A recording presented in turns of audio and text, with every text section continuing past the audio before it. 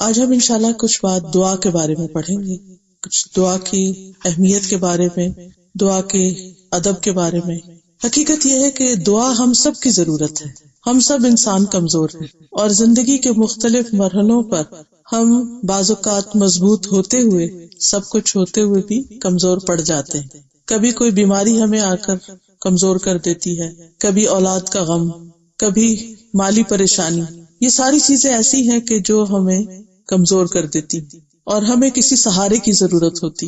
عموماً ہم انسانوں کو اپنا سہارا سمجھتے ہیں، اپنے مسائل بھی ان کے پاس لے کے جاتے ہیں، ان سے حل بھی چاہتے ہیں، لیکن ہم سب کا تجربہ یہی بتاتا ہے کہ بعض اوقات جن انسانوں سے ہم توقعات رکھتے ہیں، ایکسپیکٹیشنز رکھتے ہیں، وہ ہماری توقعات پر اس طرح پورا نہیں اترتے۔ وہ ہم سے محبت کرتے ہوئے، ہم سے چاہت رکھتے ہوئے بھی ہماری مدد اس طرح نہیں کر سکتے جس طرح ہم ان سے مدد چاہتے۔ ایسے میں ہمیں ایک ایسی ہستی کے سہارے کی ضرورت ہوتی ہے کہ جو ہمیشہ ہمارے لیے اویلیبل، جو ہماری مدد پر پوری طرح قادر ہو، جو سارے خزانوں کی مالک ہو۔ اور وہ ہم سب جانتے ہیں کہ وہ ہمارے پیدا کرنے والے، ہمارے رب اللہ سبحانہ وتعالیٰ کے علاوہ کوئی بھی اور نہیں ہو سکتا، کیونکہ جن انسانوں سے ہم توقعات رکھتے ہیں وہ تو ہماری ہی طرح خود کمزور ہیں۔ جن مادی سہاروں کو، چاہے وہ مال ہو یا اولاد ہو یا کوئی بھی چیز جسے ہم دنیاوی اعتبار سے طاقتور سمجھتے ہیں یا اپنا سہارا سمجھتے ہیں، وہ سب بھی عارضی ہیں، اور اسی وقت ہمارے لیے مددگار ہوتے ہیں جب اللہ تعالیٰ ان کا وسیلہ بنا دے یا اللہ چاہے تو۔ اور اگر وہ نہ چاہے تو بہت سی چیزیں ہوتے ہوئے بھی کام نہیں بنتا۔ اس لیے اس بات کی بہت شدت سے ہم سب کو ضرورت ہوتی ہے کہ ہم اللہ سبحانہ وتعالیٰ کو پکاریں، اس سے مانگیں، اس سے دعا کریں۔ لیکن بعض اوقات ہم دعا کرنا نہیں جانتے ہوتے، یا ہم شرما جاتے، یا ہم اپنے آپ کو یہ سمجھتے کہ ہم تو بہت گناہگار ہیں، اس لیے ہماری دعا تو قبول ہی نہیں ہوگی۔ شیطان ہمیں ہمارے رب سے مایوس کر دیتا ہے اور ہمیں دعا کرنے ہی نہیں دیتا۔ اس لیے بہت ضروری ہے کہ ہم دعا کی اہمیت کو بھی سمجھیں اور پھر اس کے ساتھ ساتھ اس کا طریقہ بھی جانیں تاکہ ہماری دعائیں قبول ہوں۔ قرآن مجید کی جب ابتدا ہوتی ہے سورۃ الفاتحہ سے، اور ہم سورۃ الفاتحہ کے مضامین پر غور کریں تو ہم دیکھتے ہیں کہ سورۃ الفاتحہ دراصل ایک دعا ہی ہے، اور وہ دعا جو ہے اس میں نہ صرف وہ دعا ہے بلکہ دعا کا ادب اور سلیقہ بھی اس میں سکھا دیا گیا ہے کہ اللہ سبحانہ تعالیٰ سے مانگنے کا سلیقہ کیا ہے۔ تو سب سے پہلے تو یہ کہ اس میں اللہ سبحانہ تعالیٰ کی تعریف کی جائے، الحمدللہ۔ پھر یہ کہ اللہ سبحانہ تعالیٰ کے ناموں اور اس کی صفات کو وسیلہ بنایا جائے۔ اسی لیے ہم کہتے ہیں الحمدللہ، سب تعریف اللہ کے لیے ہے، رب العالمین، جو سارے جہانوں کا رب ہے۔ تو رب اللہ سبحانہ تعالیٰ کا نام ہے، اور اس نام کا ہم وسیلہ دیتے ہیں ایک طرح سے کہ تو ہی ہمارا رب ہے، تو نے ہمیں پیدا کیا ہے اور تو ہماری مشکلات سے خوب واقف ہے۔ اور پھر الرحمن الرحیم، بہت مہربان، نہایت رحم فرمانے والا، کہ ہم جس رب سے اس کے نام کا واسطہ دے کر دعا کر رہے ہیں وہ تو ہر مخلوق سے زیادہ مہربان ہے۔ ایک حدیث میں آتا ہے کہ اللہ سبحانہ تعالیٰ نے جب رحمت کو پیدا کیا تو اس کے 100 حصے کی، ایک حصہ دنیا میں، دنیا کے لیے، اور 99 حصے آخرت کے لیے رکھے۔ تو یہ دنیا میں جتنی بھی رحمت اور محبت، چاہے انسانوں کی طرف سے یا اس کی مخلوق کی طرف سے ہمیں نظر آتی ہے، ملتی ہے، یہ دراصل اللہ سبحانہ تعالیٰ ہی کی ڈالی ہوئی ہے۔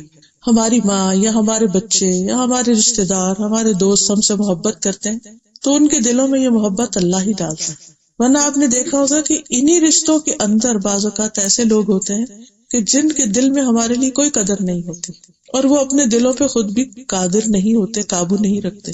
یہ اللہ تعالیٰ ہی ڈالتا ہے، اور یہ اللہ تعالیٰ ہمیں دراصل دکھاتا ہے کہ اگر کسی انسان کی طرف سے تمہیں کوئی فائدہ پہنچ رہا ہے تو وہ بھی دراصل اللہ تعالیٰ ہی کا دیا ہوا، اور کوئی انسان اگر تمہاری طرف توجہ نہیں کر رہا تو وہ بھی اللہ ہی کے اذن سے۔ تو الرحمن الرحیم اللہ تعالیٰ کے نام بھی ہیں اور اس کی صفات بھی ہیں۔ عام طور پر جو بندوں کے نام ہوتے ہیں وہ ان کی صفات نہیں ہوتی۔ کسی کا جو نام ہوتا ہے اس کو بعض اوقات اس کا مطلب بھی نہیں پتا ہوتا، تو وہ نام اس لیے نہیں رکھتے کہ وہ بندہ ایسا ہے، بلکہ جب بچہ پیدا ہوتا ہے تو اس وقت تو نہیں پتا ہوتا کہ کوئی بچہ آگے جا کے کیا کرے گا، اور جو نام ہم اس کا رکھ رہے ہیں اسے اچھی نیت اور اچھی توقع کے ساتھ رکھتے ہیں، لیکن ہمیں یہ نہیں یقین ہوتا کہ بڑا ہو کر وہ یہ کام بھی کرے گا۔ مثلا ہم خالدہ نام رکھ لیتے ہیں یا خالد رکھ لیتے ہیں. خالد کا لفظی معنی عربی میں ہے ہمیشہ رہنے والا. تب آپ دیکھیے کہ کوئی بھی انسان ہمیشہ تو رہتا ہی نہیں، تو پھر وہ اس کی صفت نہیں ہے. کسی کا نام ساجد رکھ دیتے ہیں، سجدہ کرنے والا، اور ضروری نہیں کہ وہ بڑا ہو کر نماز ہی پڑھے.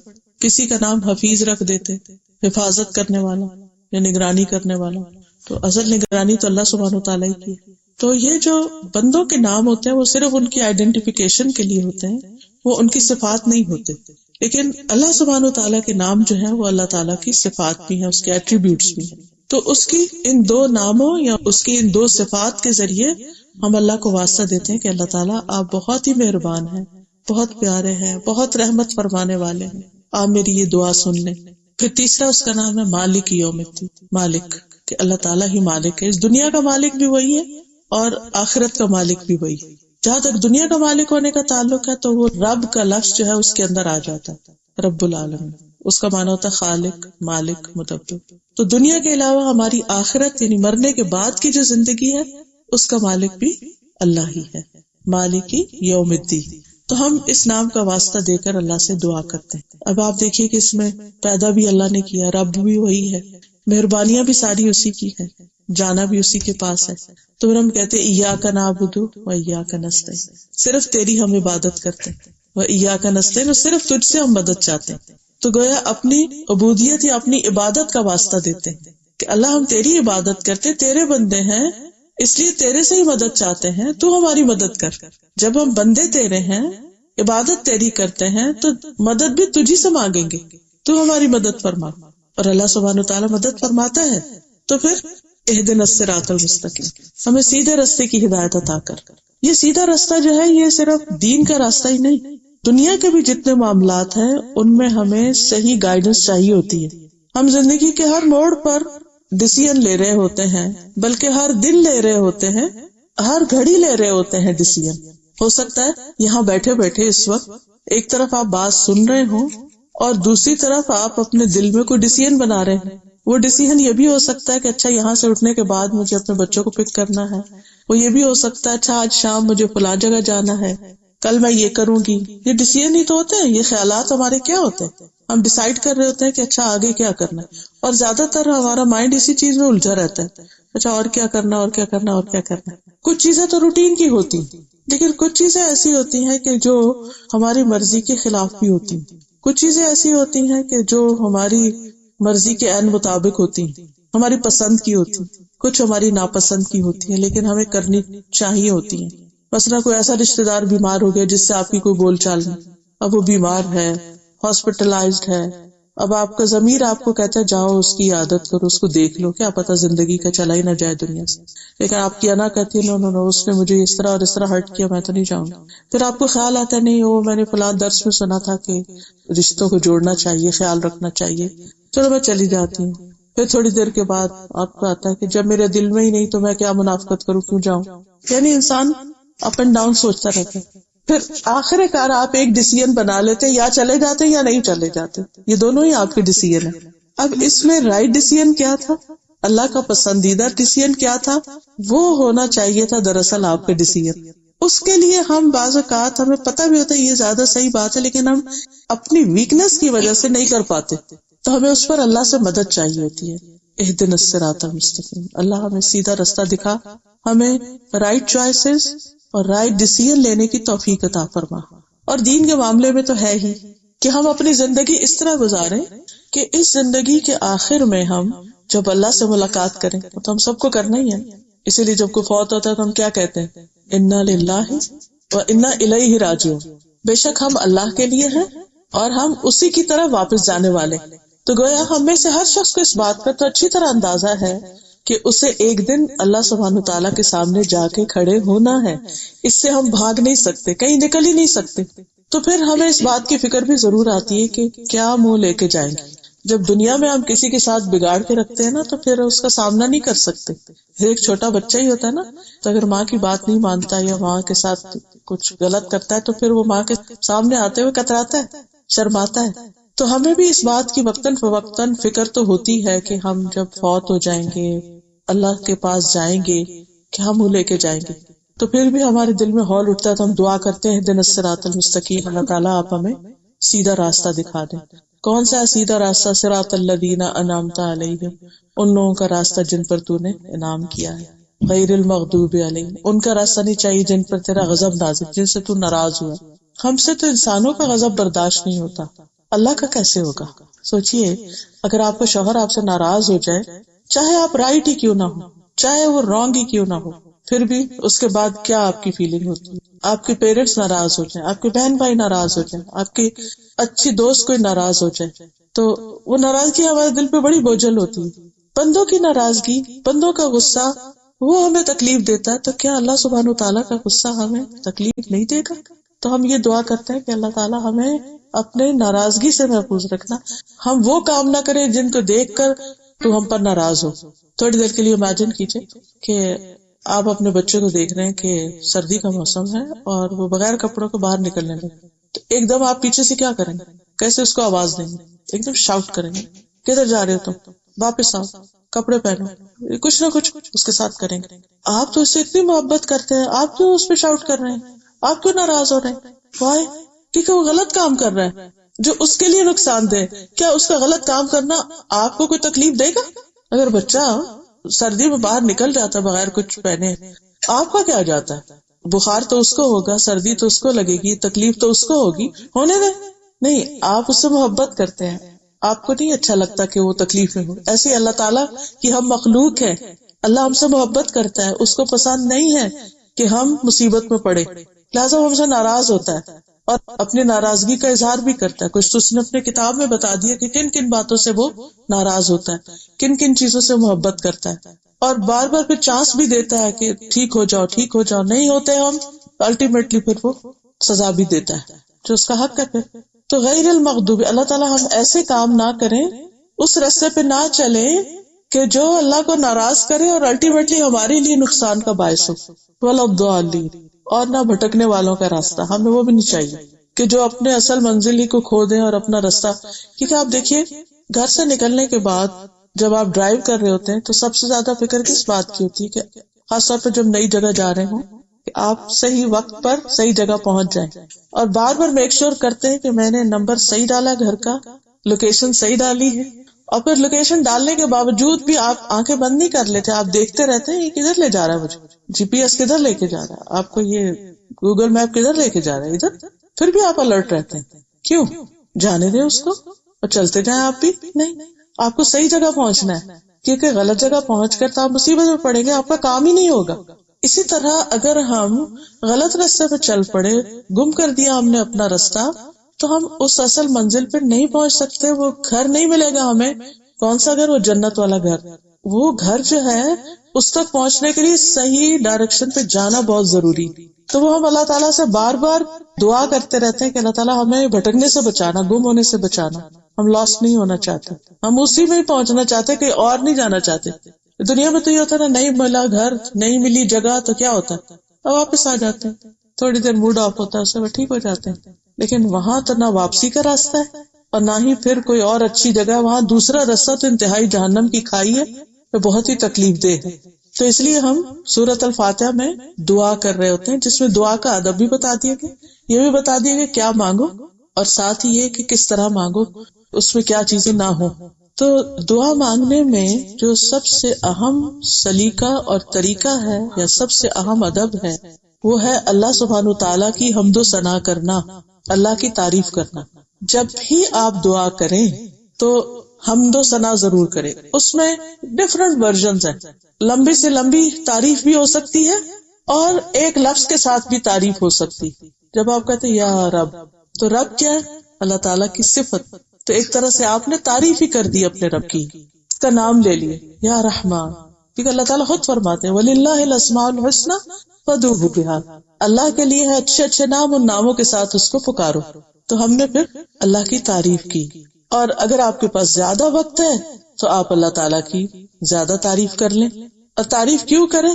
اس لیے کہ ہر چیز اسی کی ہے، للہ ما فی السماوات والارض، اللہ ہی کے لیے ہر وہ چیز جو آسمان و زمین میں ہے۔ ان اللہ هو الغنی الحمید، بے شک اللہ وہی غنی ہے، بے نیاز ہے، تعریف والا ہے، حمد و ثنا کے لائق وہی ہے۔ ہم دیکھیں دنیا میں اگر کسی کے پاس کوئی چھوٹی سی بھی اچھی چیز ہوتی ہے نا، ہم اس کی تعریف کرتے ہیں، یا اس چیز کی تعریف کرتے ہیں، اس کے مالک کی تعریف کرتے ہیں.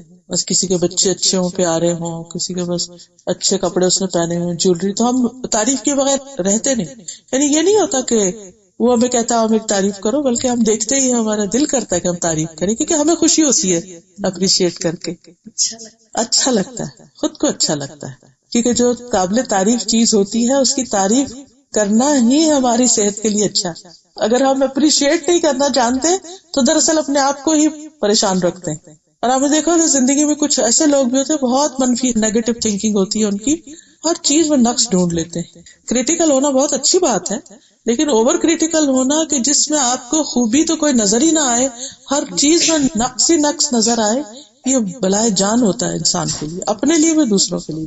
ایسے لوگ اپنے آپ کو بھی تکلیف میں ڈالے رکھتے ہیں اور دوسروں کو بھی تکلیف میں ڈالتے ہیں. تو جس شخص کے اندر یہ عادت ہوتی ہے نا کہ وہ ہر چیز میں سے کوئی نہ کوئی بہتری کا، بھلائی کا، خیر کا، اچھائی کا پہلو نکال لیتا ہے اور پھر اس کا ذکر کرتا ہے، اس کو مینشن کرتا ہے، ایسا شخص دنیا میں خوش رہ سکتا ہے، یہاں بھی خوش رہ لیتا ہے، کیونکہ اس کی نظر یعنی وہ ایک اچیور ہوتا ہے، اس کے ایک سینس آف اچیومنٹ ہوتی ہے کہ میرے پاس ہے. اور دوسرا اس کو سینس آف لاس ہوتا ہے، وہ لوزر ہوتا ہے کہ میرے پاس کچھ نہیں. تو انسان جب اپنے پاس ملنے والی نعمتیں یا دنیا میں پھیلی ہوئی اللہ کی نعمتیں اور اچھی اچھی چیزیں دیکھتا ہے تو وہ پھر تعریف کرتا ہے اللہ کی. اور سب سے زیادہ اللہ تعالیٰ ہی اس بات کا حقدار ہے کہ اس کی تعریف کی جائے، اور اس کو پسند بھی بہت ہے. یعنی ہمارے رب کو تعریف پسند ہے، تو جو چیز ہمارے رب کو پسند ہے وہ کرنا ہمارے ہی فائدے میں ہے. مثلاً جب آپ لوگوں سے بھی ڈیل کر رہے ہوتے ہیں اور آپ کو پتا ہو ان کی پسند کیا، چوائس کیا ہے، اس کے مطابق آپ کام کرتے ہیں تو آپ کو بھی خوشی ہوتی ہے، دوسرے کو بھی ہوتی ہے. اب آپ دیکھیے کہ مثلاً حمد کا ایک ورژن یوں بھی ہے، اللہم ربنا لک الحمد ملء السماوات وملء الارض وما بینہما وملء ما شئت من شیء بعد اہل الثناء والمجد لا مانع لما آتیت ولا معطی لما منعت ولا ينفع ذا الجد منک الجد. اے اللہ، اے ہمارے رب، تیرے ہی لیے تمام تعریف ہے، آسمان بھر اور زمین بھر. اتنی تعریف کہ آسمان بھر جائے اور اتنی کہ زمین پوری بھر جائے، اور ان دونوں کے درمیان کی وسعت بھر، اور اس کے بعد جو تو چاہے اس کی وسعت بھر لے. اے تعریف اور بزرگی والے، جو تو عطا کرے اسے کوئی چھین نہیں سکتا، جس سے تو محروم کر دے وہ کوئی دے نہیں سکتا، اور نہ کسی مرتبے والے کو تیرے سامنے اس کا مرتبہ کوئی فائدہ دے سکتا ہے. دنیا میں کوئی وائٹ ہاؤس کا ہی مالک کیوں نہ ہو جائے، لیکن اس کو فائدہ نہیں دے سکتا وہ سب کچھ اللہ کے سامنے. اللہ سبحانہ تعالیٰ کے سامنے انسان کی جو عاجزی ہے اور اس کی جو عبودیت ہے اور اس کا جو اللہ کے سامنے جھکنا ہے وہ اللہ کو پسند ہے. انسان سب سے زیادہ قریب اپنے رب کے اس وقت ہوتا ہے جب وہ سجدے کی حالت میں ہوتا ہے. پھر اسی طرح اللہ سبحانہ تعالیٰ نے انسان کو جب پیدا کیا تو پہلے الفاظ جو انسان کو سکھائے یا پہلے الفاظ جو انسان کے منہ سے نکلے وہ الحمدللہ کے تھے. حضرت انس کہتے ہیں کہ جب اللہ تعالیٰ نے آدم علیہ السلام میں روح پھونکی اور روح جب ان کے سر تک پہنچی تو انہوں نے چھینک ماری اور کہا الحمدللہ رب العالمین. تو اللہ تبارک تعالیٰ نے ان سے فرمایا یرحمک اللہ، اللہ تجھ پہ رحم کرے. یعنی ان کو ایک طرح سے ادب سکھایا اس کا جواب کیا ہوگا. اور یہ حقیقت ہے کہ ہم نماز کا آغاز بھی اس سے کرتے ہیں، یعنی سورۃ الفاتحہ میں. پھر اسی طرح قرآن مجید میں آتا ہے وَهُوَ اللَّهُ لَا إِلَٰهَ إِلَّا هُوَ لَهُ الْحَمْدُ فِي الْأُولَىٰ وَالْآخِرَةِ وَلَهُ الْحُكْمُ وَإِلَيْهِ تُرْجَعُونَ. اور وہی اللہ ہے جس کے سوا کوئی معبود نہیں، اسی کے لیے دنیا اور آخرت میں سب تعریف ہے، اولا بھی، اول بھی اور آخر بھی، اور اسی کے لیے حکم اور اسی کی طرف تم لوٹائے جاؤ گے. پھر اسی طرح آپ دیکھیے کہ سورۃ الفاتحہ جو ہے اس میں آغاز اللہ سبحانہ تعالیٰ کی تعریف سے ہوتا ہے. اور جیسے میں نے پہلے بھی عرض کیا کہ ہم یا تعریف جو ہے اللہ تعالیٰ کو بہت زیادہ محبوب ہے. اسود کہتے ہیں میں ایک شاعر تھا، میں نبی صلی اللہ علیہ وسلم کی خدمت میں حاضر ہوا. میں نے عرض کی یا رسول اللہ، میں نے شعروں میں اپنے رب کی حمد کی ہے، مدح کی ہے. کہ ہمارے یہاں بھی وہ حمد لکھتے ہیں. فرمایا تمہارا رب حمد کو پسند کرتا ہے. رسول اللہ صلی اللہ علیہ وسلم نے فرمایا ما من شیء احب الی اللہ من الحمد. حمد سے بڑھ کر کوئی چیز اللہ کو زیادہ محبوب نہیں. یعنی جب ہم اللہ کی تعریف بیان کر رہے ہوتے ہیں تو یہ چیز اللہ تعالیٰ کو بے حد پسند آتی، بے حد محبوب ہوتی ہے. اور جو لوگ اللہ کی حمد و ثنا کے لیے اکٹھے ہوتے ہیں فرشتے ان کو گھیر لیتے ہیں۔ آپ نے فرمایا اللہ کے کچھ فرشتے ایسے ہیں جو راستوں میں پھرتے رہتے ہیں اور اللہ کا ذکر کرنے والوں کو ڈھونڈتے رہتے ہیں، پھر جہاں وہ کچھ ایسے لوگوں کو پا لیتے ہیں جو اللہ کے ذکر میں مصروف ہوتے ہیں تو ایک دوسرے کو آواز دیتے ہیں کہ اپنی حاجت کی طرف آؤ۔ فرمایا پھر وہ آسمان دنیا تک اپنے پروں سے ان کو گھیر لیتے ہیں، یعنی فرشتے ان کے اوپر اپنے پر کر لیتے ہیں۔ فرمایا پھر ان کا رب ان سے پوچھتا ہے، حالانکہ وہ اپنے بندوں کے متعلق خود بھی خوب جانتا ہے کہ میرے بندے کیا کہہ رہے تھے۔ وہ جواب دیتے وہ تیری تسبیح کر رہے تھے، تیری بڑائی بیان کر رہے تھے، تیری حمد کر رہے تھے، تیری بڑائی بیان کرتے تھے۔ اللہ تعالیٰ پوچھتا ہے کیا انہوں نے مجھے دیکھا ہے؟ تو وہ جواب دیتے نہیں، اللہ کی قسم انہوں نے تجھے نہیں دیکھا۔ اس پر اللہ تعالیٰ فرماتے ہیں اگر وہ دیکھ لیتے تو ان کا حال کیا ہوتا؟ فرمایا کہ وہ جواب دیتے ہیں کہ اگر وہ تیرا دیدار کر لیتے تو تیری عبادت اور بھی زیادہ کرتے، تیری بڑائی اور ہم سب سے زیادہ بیان کرتے، تیری تعریف سب سے زیادہ کرتے۔ پھر اللہ تعالیٰ ان سے پوچھتے کہ وہ کیا مانگتے ہیں؟ فرشتے کہتے ہیں وہ جنت مانگتے ہیں۔ اللہ تعالیٰ پوچھتے ہیں جنت کو دیکھا؟ کہتے ہیں نہیں۔ فرشتے کہ جنت کو دیکھ لے تو کیا کریں؟ تو وہ کہتے ہیں کہ اگر وہ جنت کو دیکھ لیتے تو اور بھی زیادہ اس کی تمنا کرتے۔ پھر وہ اسی طرح جہنم کے بارے میں کہ اگر وہ اسے دیکھ لیتے تو اس سے سب سے زیادہ بچتے۔ تو اللہ سبحانہ و تعالیٰ پھر انہی فرشتوں کو گواہ بنا کے فرماتے ہیں کہ میں نے ان کو بخش دیا، ایسے لوگوں کو جو بیٹھ کے میری تعریف کر رہے ہیں، ذکر کر رہے ہیں، تسبیح کر رہے ہیں، میں نے ان کو بخش دیا۔ فرشتوں میں سے ایک فرشتہ کہتا ہے کہ اس میں فلاں بھی تھا جو ان میں سے نہیں تھا، وہ اس کام کے لیے نہیں آیا تھا، وہ تو ویسے ہی آ گیا تھا۔ اللہ تعالیٰ فرماتے ہیں یہ وہ لوگ ہیں جن کی مجلس میں بیٹھنے والا بھی نامراد نہیں ہوتا، یعنی اس کو بھی حصہ مل جاتا ہے۔ پھر یہ یاد رکھیے کہ ہم جتنی اللہ کی تعریف زیادہ کریں گے قیامت کے دن اتنا ہی مقام زیادہ ہوگا۔ حدیث میں آتا ہے افضل عباد اللہ تعالی یوم القیامت الحمادون، قیامت کے دن اللہ کے افضل بندے وہ ہوں گے جو کثرت سے اللہ کی حمد بیان کرنے والے ہیں، یعنی جو جتنی زیادہ تعریف کرے گا اتنی ہی زیادہ اللہ کی قربت پائے گا۔ پھر اسی طرح ہم اللہ کی حمد میں ایک تو کہتے ہیں نا الحمدللہ اور ایک کہتے ہیں سبحان اللہ۔ سبحان اللہ کا مطلب ہے اللہ تعالیٰ پاک ہے ہر عیب سے، نقص سے۔ اس سے اس کی حمد یا اس کی تعریف کی کمپلیشن ہوتی ہے، یعنی ایک تو یہ کہ اللہ کی تعریف ہے کیونکہ وہ ایسا اور ایسا ہے، اور ایک یہ ہے کہ اللہ تعالیٰ کی تعریف اس بنا پر کہ اس کے اندر کوئی بھی نقص اور عیب نہیں ہے۔ تو عموماً ہم پڑھتے ہیں یہ کلمہ سبحان اللہ و بحمدہ سبحان اللہ العظیم، پاک ہے اللہ ساتھ اپنی تعریف کے، پاک ہے اللہ جو بہت ہی عظیم ہے۔ اور یہ جو کلمات ہیں دو، سبحان اللہ و بحمدہ سبحان اللہ العظیم، حدیث میں آتا ہے دو کلمے ایسے ہیں جو رحمان کو بہت محبوب ہیں، اللہ کو بہت پیارے، اللہ کو حمد بہت پیاری ہے نا، تو اس میں کمپلیٹ حمد ہے، سبحان اللہ بھی اور و بحمدہ بھی۔ فرمایا ایسے کلمات ہیں جو رحمان کو بہت محبوب ہیں، زبان پہ بہت ہلکے پھلکے، لیکن قیامت کے دن ترازو میں بہت بھاری ہوں گے۔ تو اس لیے ان کلمات کی ہمیں کثرت کرنی چاہیے، خصوصاً اگر ہم کوئی دعا کرنے لگے تو اس سے پہلے کچھ دفعہ پڑھ لیں۔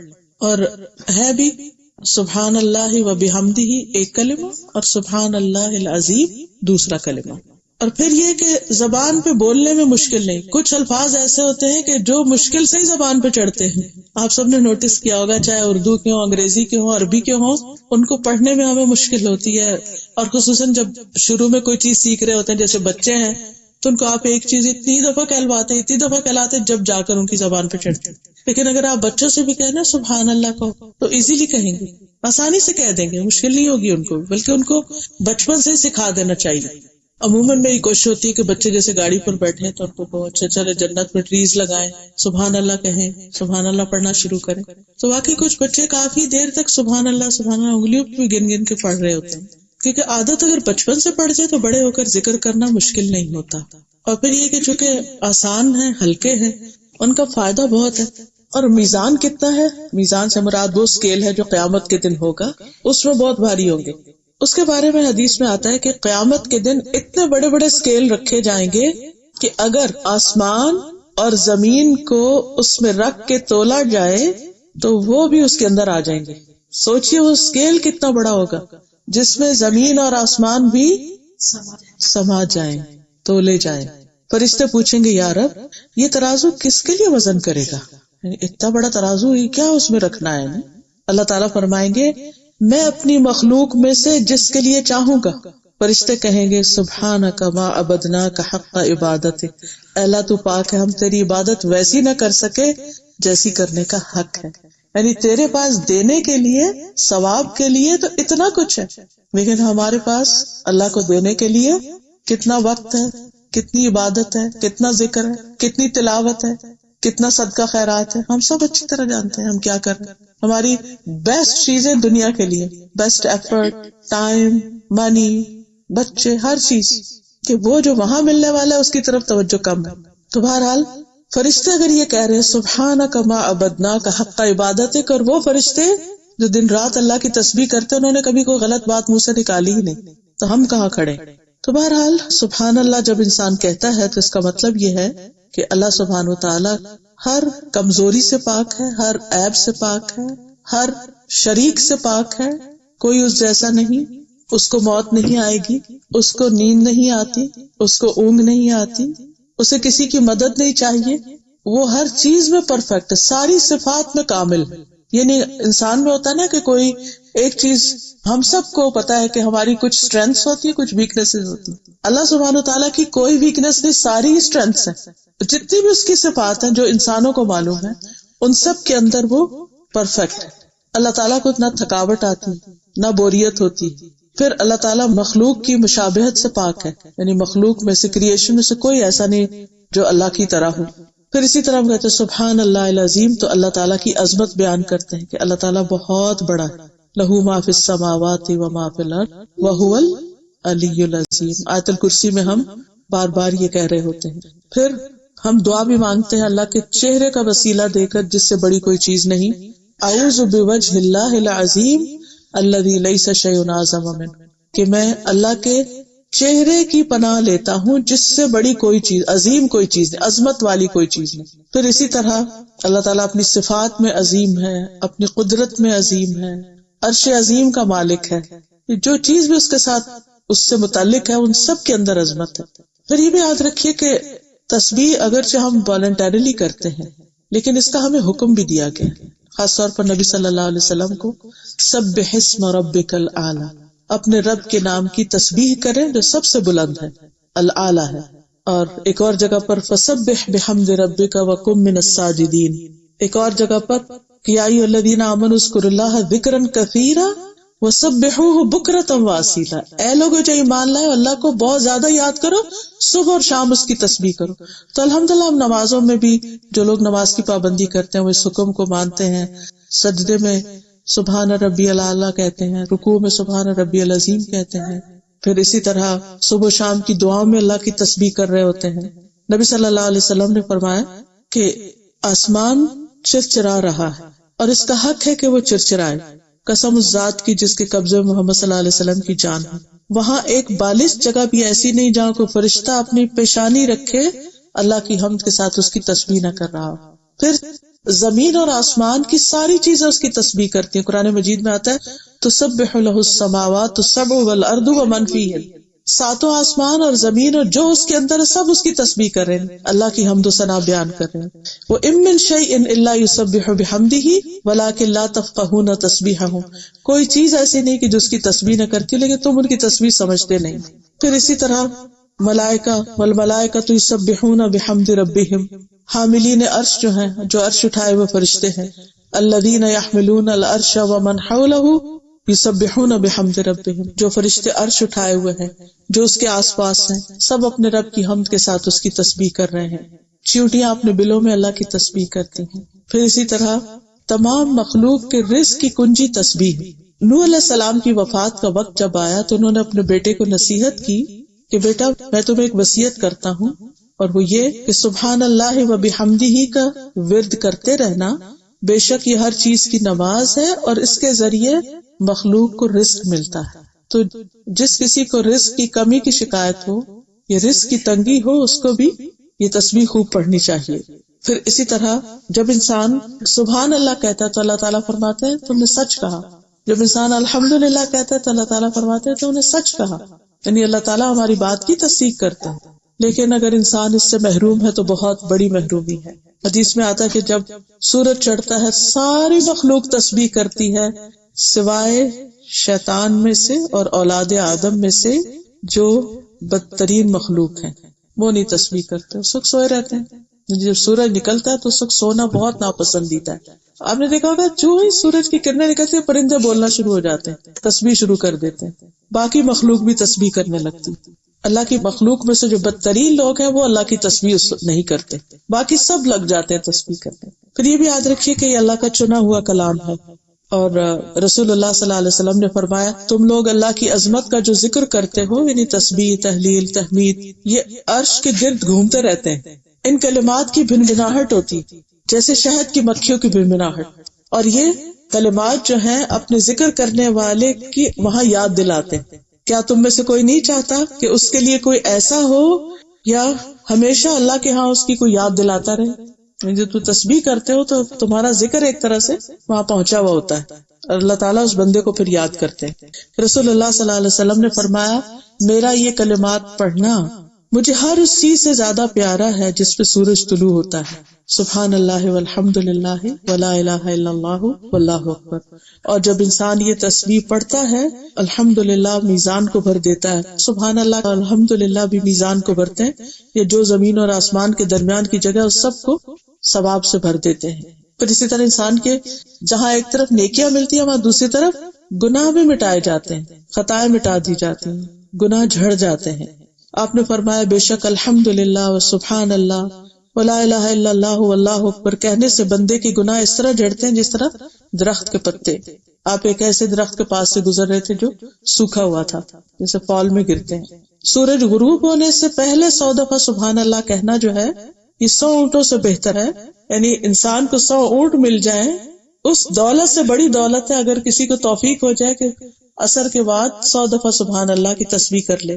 پھر اسی طرح سارے جوڑوں کا صدقہ ہے سبحان اللہ پڑھنا، الحمدللہ پڑھنا، یہ سارے جوڑوں کا صدقہ جو کہ ہر روز ہمارے جسم پر لازم ہوتا ہے. پھر اسی طرح انسان اپنے اس ذکر کی وجہ سے باقی سب لوگوں سے درجوں میں آگے چلا جائے گا، جس کا درجہ جتنا زیادہ ہوگا.